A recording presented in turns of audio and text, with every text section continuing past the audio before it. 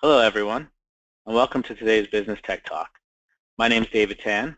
I'm the Chief Technology Officer from CHIPS Technology Group, a managed service provider based in Long Island, New York. Today we're going to talk about insider threats, what they mean to your business, and how you should be prepared and what you can do to prevent them. First, I want to give a quick overview of what today's agenda is going to be. We're going to start with a little bit of an overview of what we're talking about, kind of set the level and the foundation and move forward from there. Then we're going to go over some statistics, get a little bit of an idea of what the danger is and why we need to be worried and what we need to be thinking about.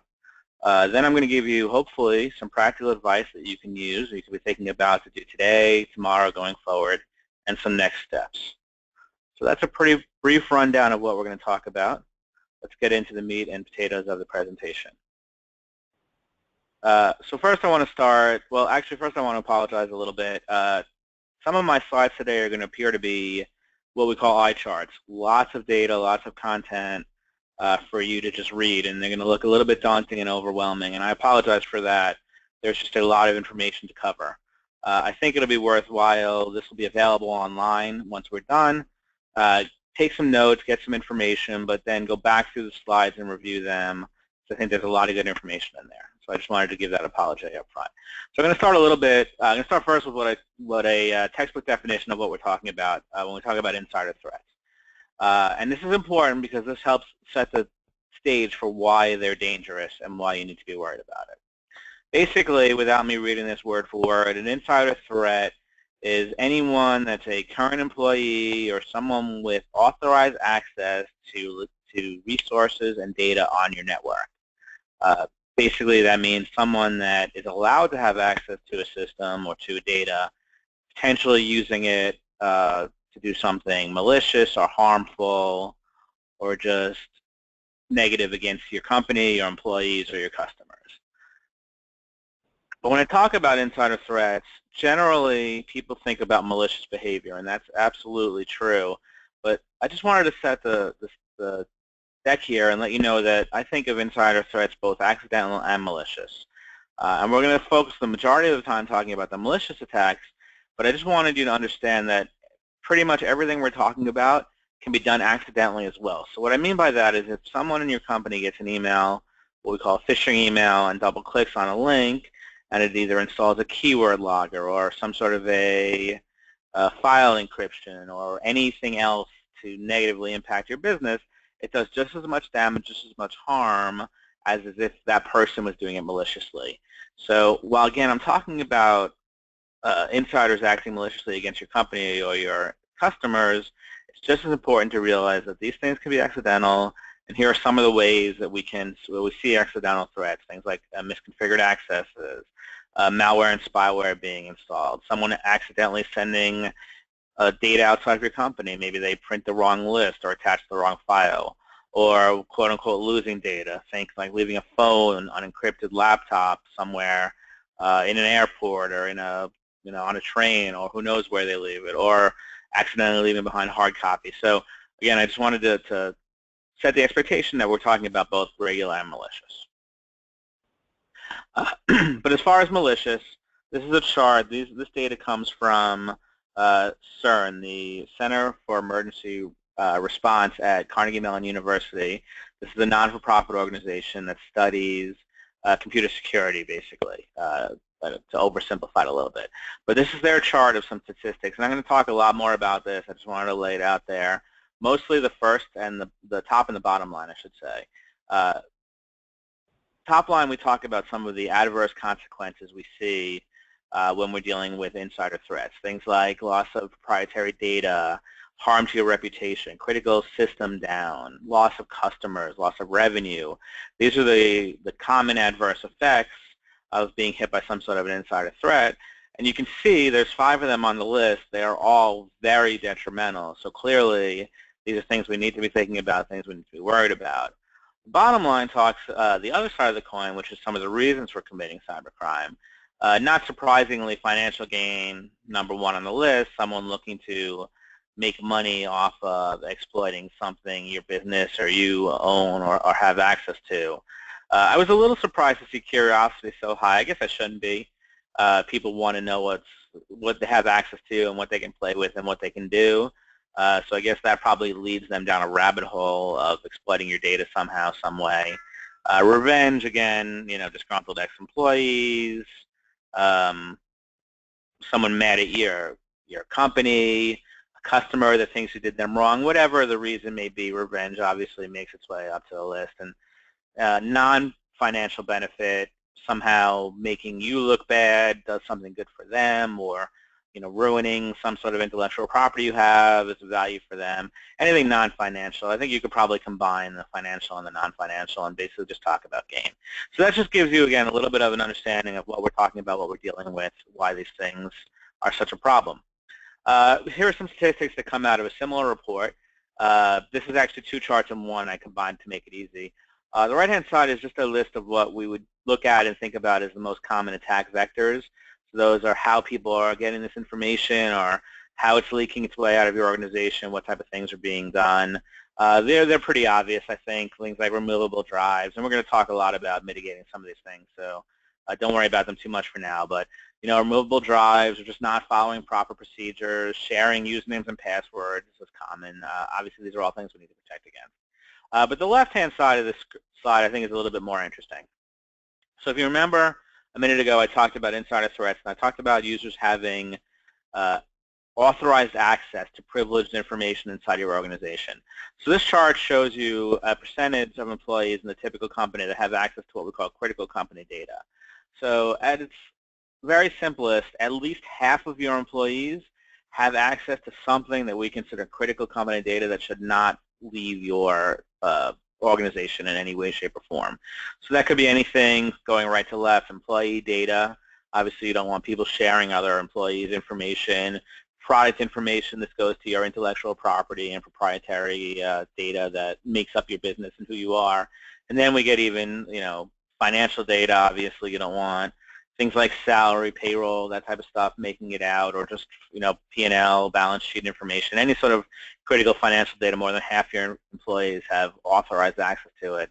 And then the other one that scares me the most, especially being in a service industry, what we call private customer data. So my employees have legitimate access to a lot of private data about my customers. So I'm very sensitive to that information. So any type of business that services others, whether you're legal, real estate, technology like we're in, it's very important to think about not only your company but your customers' companies as well, and kind of follow that chain along and understand what type of data. And I think, again, understanding the data that people have access to is critical in protecting it and preparing. And again, I think we're going to talk about this a little bit as we go on.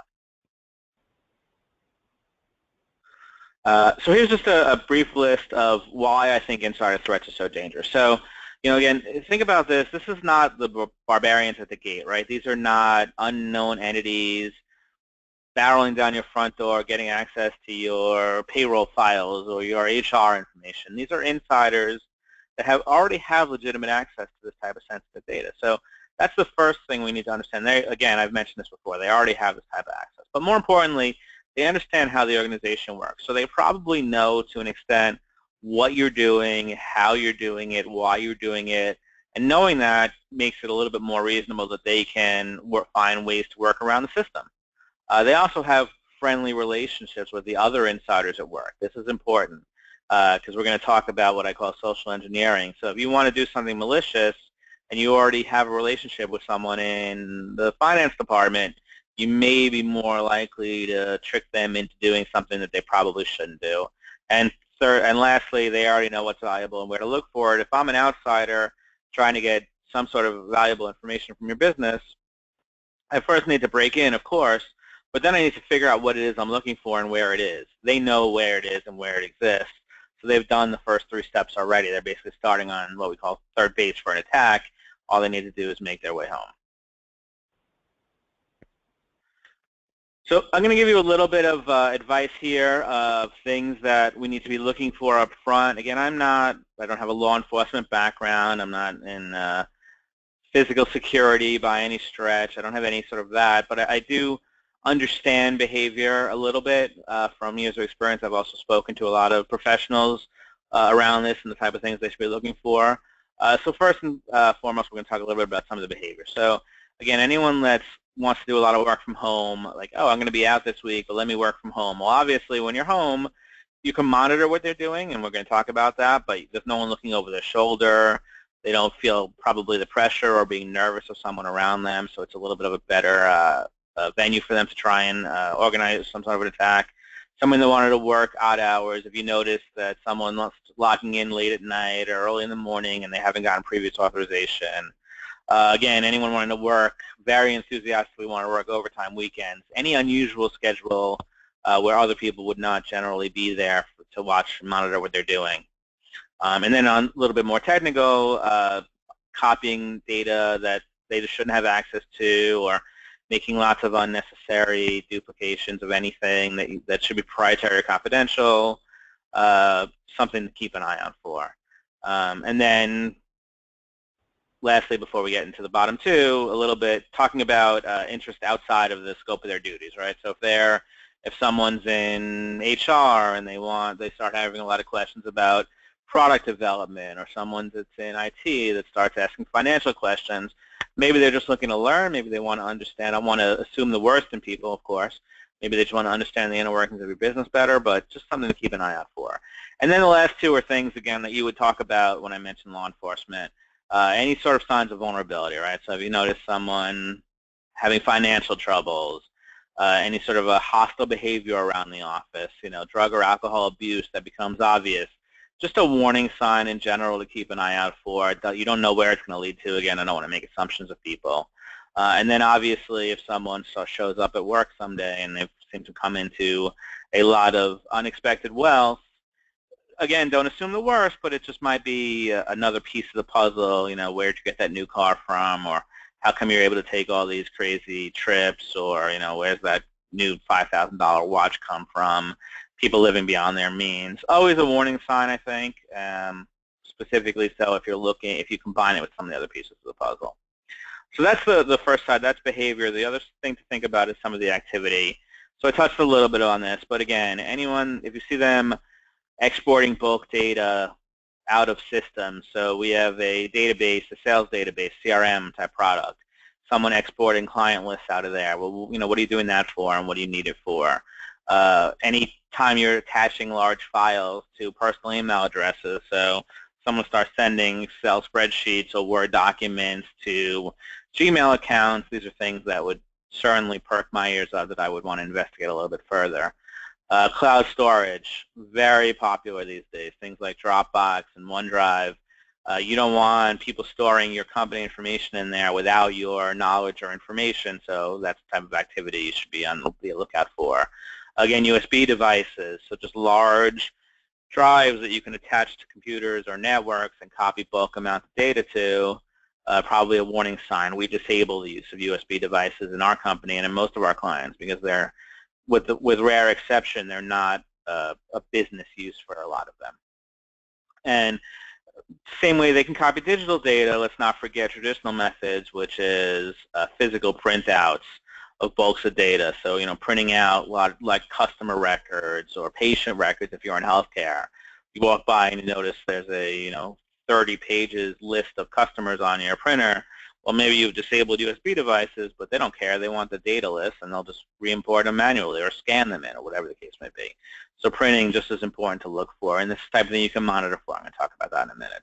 And then just unauthorized software in general, right? If someone's installing, or if something outside of the scope of your normal tools and programs you use to do business gets installed on a computer, this is something you need to be worried about, or need to be thinking about, I should say, because again, it could be innocuous, it could be some insider planning some sort of attack, or it could be accidental installation. I talked about accidental insider threats as well, so it's just something to be on the lookout for. All right, so I've talked a little bit about the threat, what you need to worry about, what you need to be thinking about. I think it's only fair now if we kind of go to the next step and talk about what you can do and what you should do. So really, when we think about insider threats, it's a 5-step process: identify, protect, detect, respond, and recover. I'm going to go into all of these in a little bit more detail, but let me give you a little bit of a high level, and you can see them up there on the slide, right? So identify what information is valuable, where it exists, and why you want to protect it. That's the key to getting started. Then once you've identified, you protect, figure out how to protect that information, block it from insiders or from outsiders. Detect threats, so that's really monitoring, looking for attacks, watching activity, the things I talked about in the last two slides. If something does happen, it's important to be able to respond to it. Response limits the breadth and depth of an attack, limits the potency, like I say in the slide here, so it's important to have a response plan. We're going to talk about that. And last but not least, recover. If the worst happens and some sort of insider threat or attack takes you down, it's important to figure out how to recover and get yourself whole again. So again, I'm going to talk through some of these in detail. So identify seems obvious, but it's worth talking about and making a note of. First thing you need to do, most important thing you need to do, is you need to identify what data is important to your organization or what systems are important to your organization. So when I say that, there's two things you want to be thinking about. What systems, if disabled, would create the most business risk? So for example, if you're a healthcare company and you have electronic medical records, if that system goes down and you can't treat patients, boom, that's the most important system in your organization. You need to worry about keeping it up and running and protecting it. If you are in legal and you have a case management system, maybe that's the case. Maybe that's the system, rather, that is the most valuable. So understand what systems would cripple your organization if they were to go down.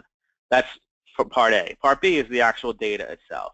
So what data in your network, on your systems, in your environment is the highest value target, if you think about it that way. So whether it's customer records or maybe product information if you're in manufacturing, or some sort of a proprietary process that your company does that differentiates you from your competitors or from others in the industry, that data will pose the most business risk, in that if someone gets access to it, it has a very negative impact on your profitability or your revenue generating cycle. It may not put you out of business necessarily, in that you can still perform your business, but you no longer have your special sauce. You're no longer magic. And lastly, how is protection of these assets prioritized? So this bulleted list talks a little bit mostly about the departments that you need to interact with inside your organization to help identify this. So if you have any sort of governance, so if you're in any sort of a regulated industry, any sort of a public company, obviously your governance team needs to be very highly involved in this. I'm sure they're thinking about it already, but it's just something that you want to probably talk to them about and get on the same page. Same thing, risk management. I'm sure you have some sort of a department or person in charge of managing the risk inside your organization. But the other ones, again, I talked about HR, your customer, sorry, not your customer, your employee information, very sensitive data, things like addresses, date of birth, Social Security numbers that you have not only in your current employees but your ex-employees. These are very high-value targets, especially if you're a larger company and there's a big number of them. So you definitely want to be protecting that stuff. And just talking about physical security, ethics and compliance, obviously IT is a critical component of it, and what security monitoring you have in place already. So these are the tools and the people you need to be working with to identify. So you've now identified what information is critical to your business. Next thing you need to do is you need to protect it, obviously, right? So I have a couple of slides on this. First one's a little bit more high level. So what type of things are we talking about protecting the data? Well, obviously access controls, right? First and foremost, blocking access, restricting access to the sensitive data. I'm going to get into that in a minute, so I'm going to skip that for now. Awareness and training, very, very important. Not only is it important to understand this data and understand what threats are out there, you need to be training your people on it. I have a slide on training in a few minutes that I'm going to cover, but I can't emphasize it enough, right? Understanding what an insider threat is, what someone's looking for, what a phishing email looks like, what a whaling email looks like. There's a lot of people out there looking to do you harm. Training your employees, making sure they're very aware of it is very critical. Again, I talked about location. Where does this data live? Understanding what systems are important to your business. Putting proper policies in place. I'm going to talk about that in a bit as well, but it's important to have these policies, these documents, and procedures in place up front to protect your data. And then what we call data-centric security. So let me talk about this for a minute. So traditionally, I'm not going to say that it was simple to protect your data, but it was a little bit more straightforward. So basically, we could do what we would call user-centric security. So all your data lived in your network. You'd segment it by folders and directories or servers, And you can give specific people access to specific data and systems, and you could wash your hands of it and know that your data was protected. That may have been simple 5 or 10 years ago. But now you have mission-critical data that lives not only on your network and servers and systems, but it lives on mobile devices, desktops, laptops, tablets. It lives in the cloud, things like Dropbox and OneDrive. It lives in people's personal machines. It lives everywhere. So you can no longer get by with user-centric security. We need to secure the data from the files out. So there's a lot of ways we can do that. I'm going to talk about them a little bit in the next slide, but things like file encryption and data loss prevention, things like that. I'm going to talk a bit about it, but it's a concept that's important to understand when we talk about protecting your data and your assets. So this is the first of what I call my eye chart. So there's a lot of content on this page, and again, I apologize, but I think it's important, and I think if you go back through it and make some notes and write these things down, you'll get a better feel for it. So I talked about data-centric protection. First bullet rather, again, data and file encryption. I think it's critical to encrypt your data no matter where it is at all times. So whether it's on your laptops and phones, which is important. As you email it out, what we call data in motion, you want to encrypt it. But just as importantly, encrypting your data at rest on your network mitigates a lot of risk that you might have where people potentially have access to that data that they shouldn't. So maybe someone gets access to a finance drive through some sort of a social engineering attack inside your organization. Well, if the data is encrypted, you still have another level of protection. Identity and access management, again, we talk about that, but things like two-factor authentication, biometric authentication, important to increase the level of protection you have. The third bullet point I want to talk, I'm not going to go through all of these, but the third bullet point I want to talk a little bit about, I think this is important, what we call least access privilege. It's real important to get granular with access to systems and files and folders, because I just think way too often people will apply permissions and privileges at the highest level because it's the easiest to manage and support, but it potentially exposes data to people that shouldn't have access to it. So always important, make sure people have the least access privilege. And it's very important as well, as people move around your organization, again, this is probably more important in bigger companies, as people move around your organization, their data access needs probably change, and they probably shouldn't have access to things that they did in the past, or maybe they need something new, but you don't take the old access away. Important to make sure that you're continually monitoring that. Intrusion detection and prevention, pretty self-explanatory, but it's a fundamental to have some sort of detection systems that sit on your network, on your servers, at the edges of your network to monitor for intrusions. And the last one I want to talk about, and again, you can go back through all of these, USB ports. Again, I disable them unless there's a significant business case. I have some clients that enable them but only allow encrypted USB drives. That's an interesting approach. Maybe serializing USB drives so that you can monitor them and control access to them. So again, unless your users have a critical business need for access to large external storage devices, personally I would recommend disabling them and not allowing access to them. All right, so we've identified and protected the data in our organization. I'm sorry, we've identified and protected. Now it's time to what we call detect. Detect is simply just monitoring, as I said earlier. So watching what's going on in your network, making sure nothing malicious is happening.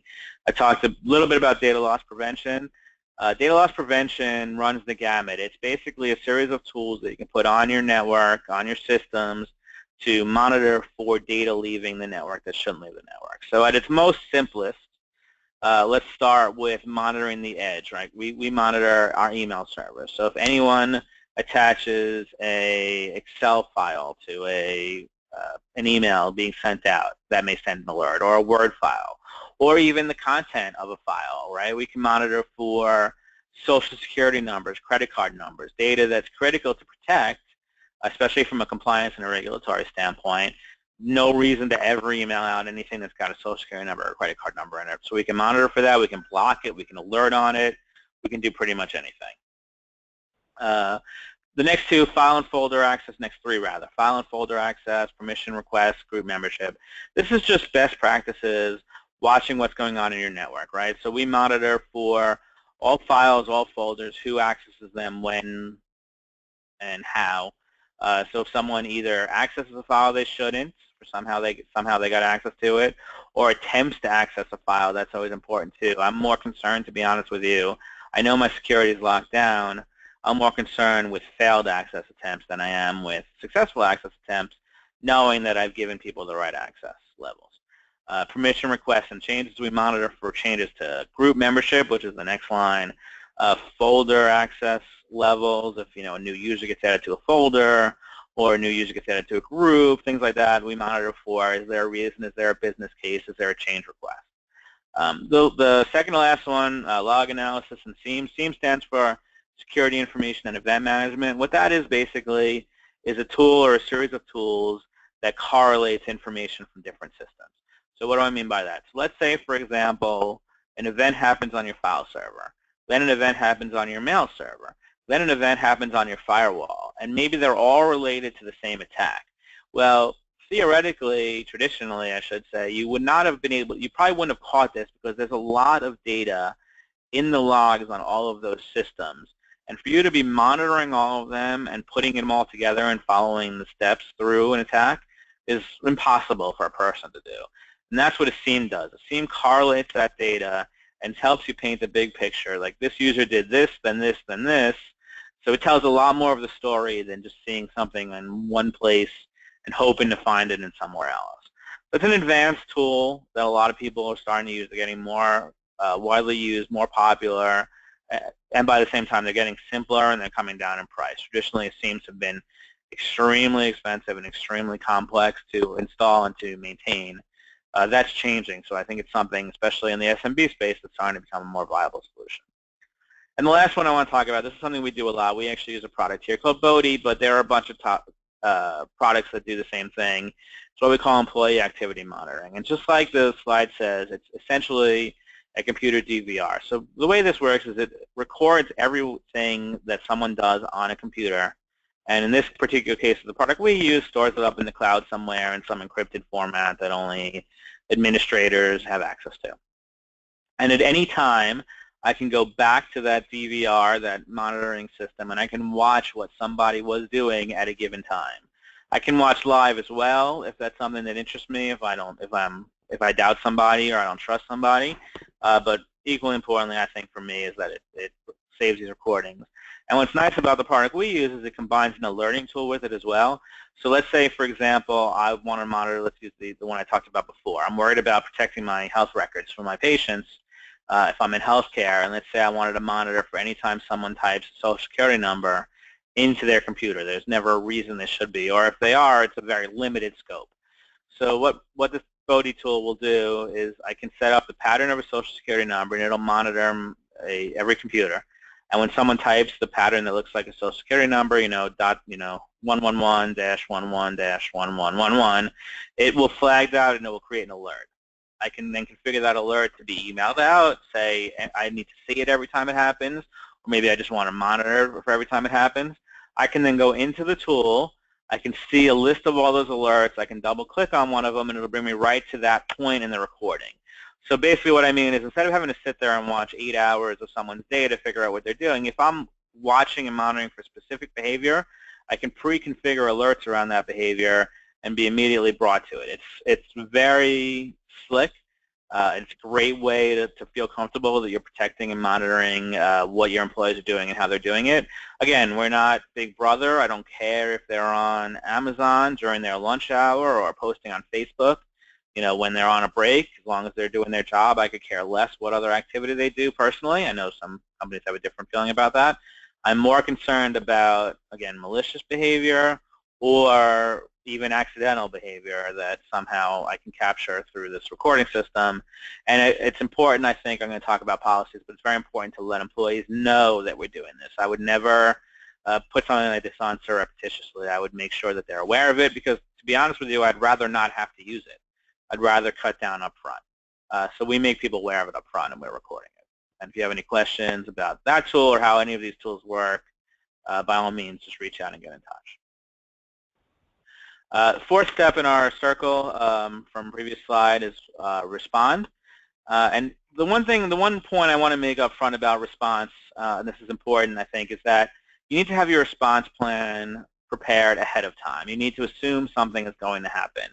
Just like anything else, it does you no good to be in the situation where something went wrong or something's going wrong.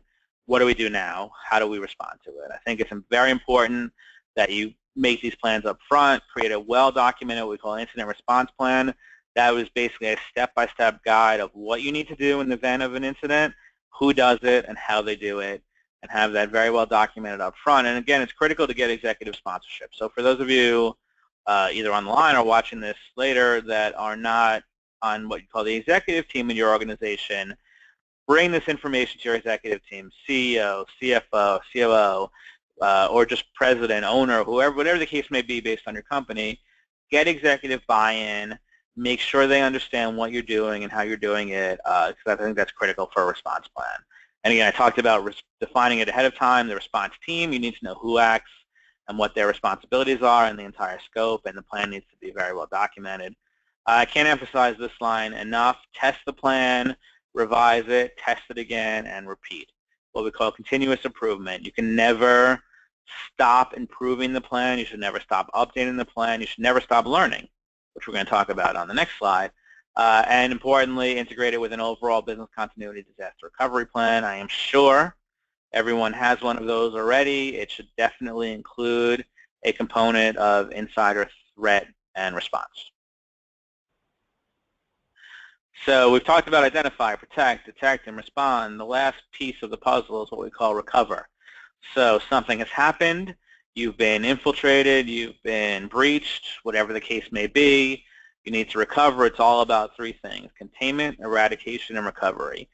Find out what the threat is, what the exploit is, and contain it to do the minimal amount of damage. Maybe somebody has copied data, lock them out of that system immediately, lock their network out, lock their network access out, change their password, change their email, whatever the case may be, contain it so that nothing worse happens. Maybe someone, again, accidentally has installed some sort of a keylogger or a crypto virus on one of your systems. Contain it. Remove the system, isolate it, take it off your network, take it out of production, whatever the case may be.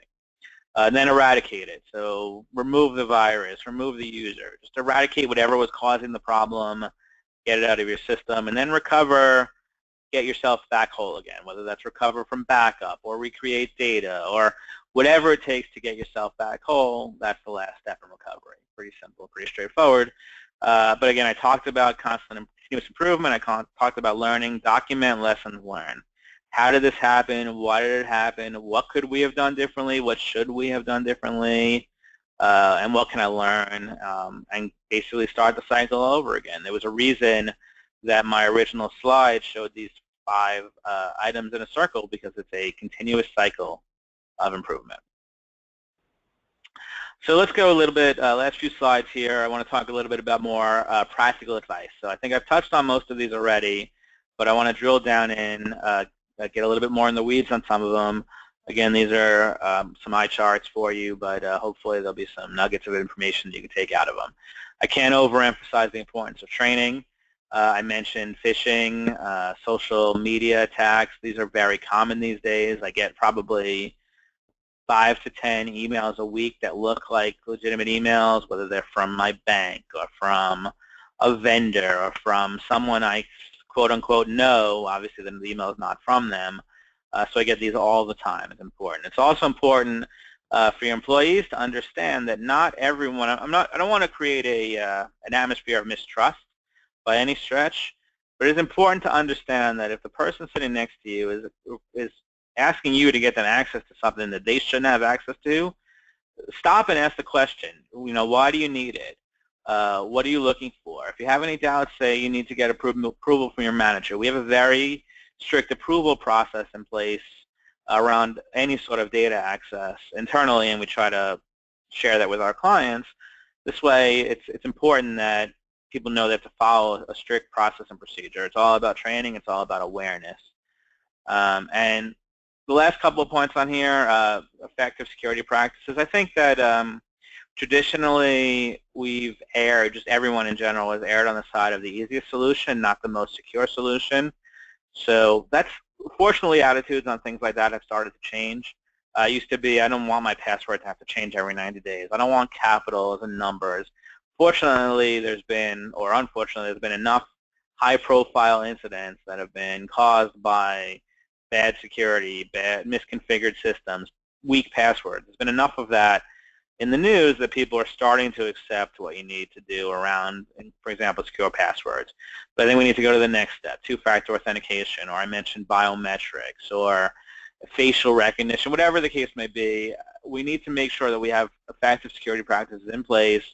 The simplest solution is not always the best. I've always said that once the simplest solution becomes the most secure solution, we will finally take security seriously. And I think that's starting to happen.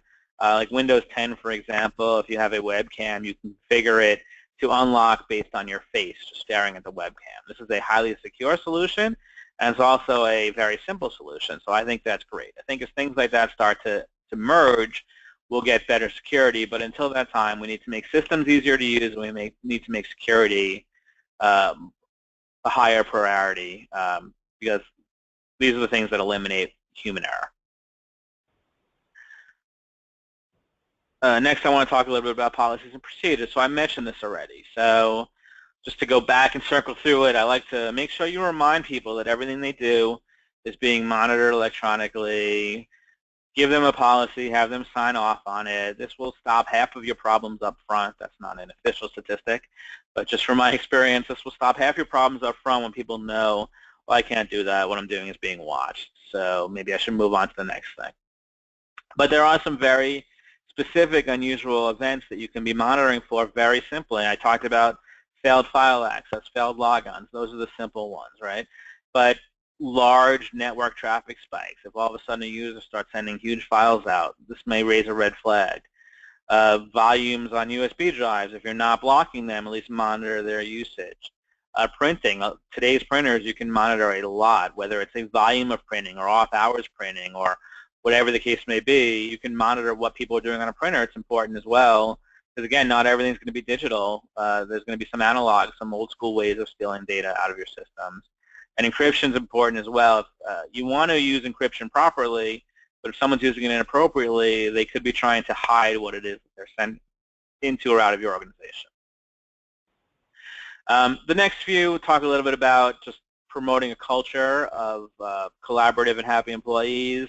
I talked, if you remember the second and the third slide, we talked about some of the reasons why people do these things, and a lot of them is disgruntled employees or just being angry about something. Well, if you let your employees vent and their concerns and their frustrations, well, then they're less likely to have to act out or be mad and do something malicious to your organization.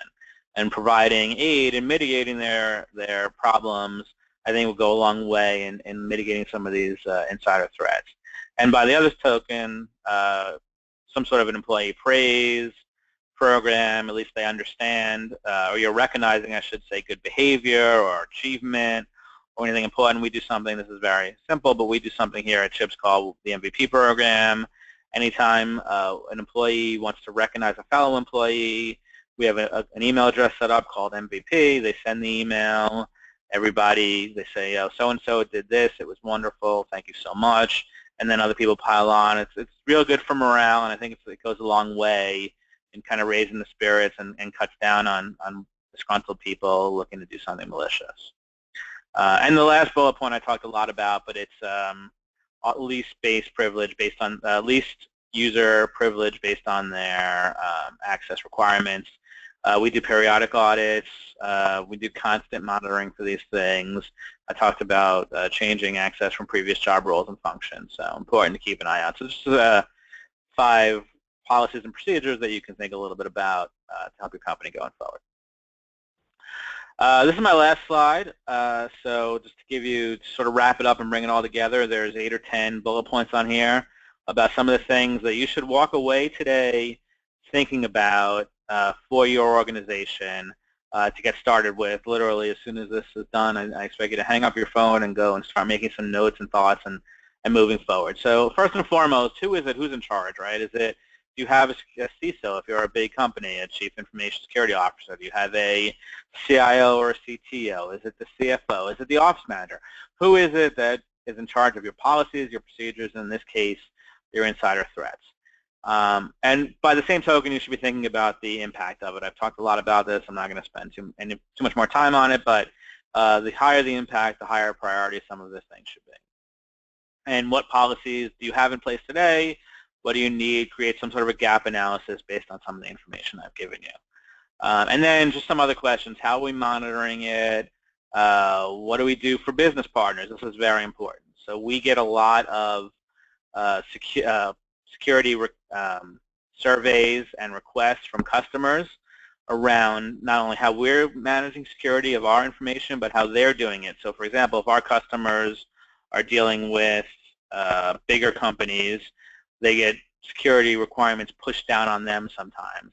So it's important for you as a company to reach out to your partners, your contractors, your vendors, and understand how they're handling security, because they, don't forget, they have access to a lot of information that would be detrimental to your business if it got out.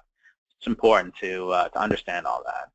And then just to look around the industry, network with peers, see what other companies are doing, how they're doing it, and get some better ideas for some suggestions, things you can do for your company.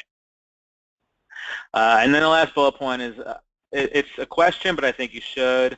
I think it's important to share this information within your company, with your stakeholders, understand what you're doing, tell them, talk about it, get some suggestions, get some feedback. Together you'll be more successful going forward. So that's the end of our webinar for today. I want to thank you so much for taking some time out of your day. Hopefully you found the information valuable. This webinar will be available online to download. If you have any questions or comments, feel free to reach out to me here at CHIPS or to anyone here. And we look forward to speaking with you soon. Thanks so much.